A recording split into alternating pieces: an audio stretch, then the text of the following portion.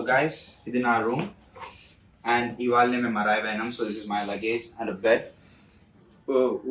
ఊరికేనే బెడ్ మీద కాకుండా we have a balcony and ఇంకా బాల్కనీ రిలాక్స్ కావడానికి మనకు 2 చైర్స్ ప్రొవైడ్ చేశారు.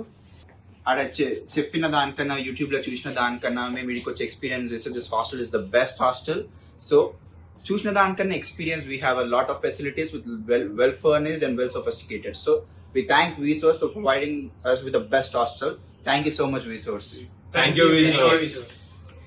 This is my room, guys. And then roommate Divesh, and he's from Karnataka.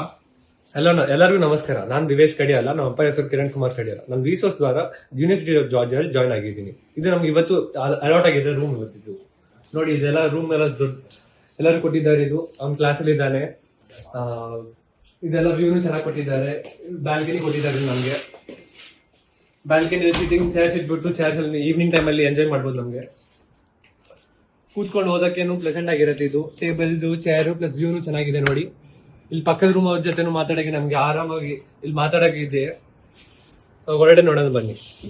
ನಮ್ಗೆ ವಾರ್ಡ್ರೋಬ್ ಎಲ್ಲ ಕೊಟ್ಟಿದ್ದಾರೆ. ವಾರ್ಡ್ರೋಬ್ ಒಳಗಡೆ ನೋಡಿ, ಇದೆಲ್ಲ ಇಲ್ಲಿ ಇಕ್ಕೊಳಗೆ ಹ್ಯಾಂಗರ್ ಕೊಟ್ಟಿದ್ದಾರೆ. ಇದೆಲ್ಲ ಥರ್ಮಲ್ವೇರ್. ನಮ್ಗೆ ಲೈಟಿಂಗ್ ಚೆನ್ನಾಗಿದೆ. ಇಲ್ಲಿ ಸ್ಟಡಿ ಟೇಬಲ್ ತರ ನಮ್ಗೆ ಸ್ಟಡಿ ಟೇಬಲ್ ಡ್ರಾಯರ್ ಕೊಟ್ಟಿದ್ದಾರೆ. ಎಲ್ಲ ಸೀಟಿಂಗ್ ಎಲ್ಲ ನಮ್ಗೆ ಚೆನ್ನಾಗಿ ಕೊಟ್ಟಿದ್ದಾರೆ. ಥ್ಯಾಂಕ್ ಯು ವಿಸೋಸ್. So next room ಗೆ వెళ్దాం రండి guys. हेलो, मेरा नाम ओम चौधरी है. मेरे पिता का नाम विक्रांत चौधरी.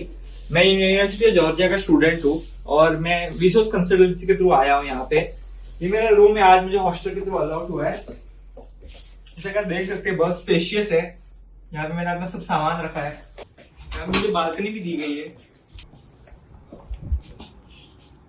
मैं एक फर्स्ट सेम का स्टूडेंट हूँ और मुझे मतलब कंसल्टेंसी के थ्रू अलाउड किया गया है और कोई प्रोसेस में मुझे डिफिकल्टीज भी नहीं हुई. मेरा पेपर वर्क पूरा कंसल्टेंसी के थ्रू हैंडल किया गया था and it took me around 1.5 months में मेरा मतलब पूरा प्रोसेस हो गया था और मैं यहाँ पे आ गया.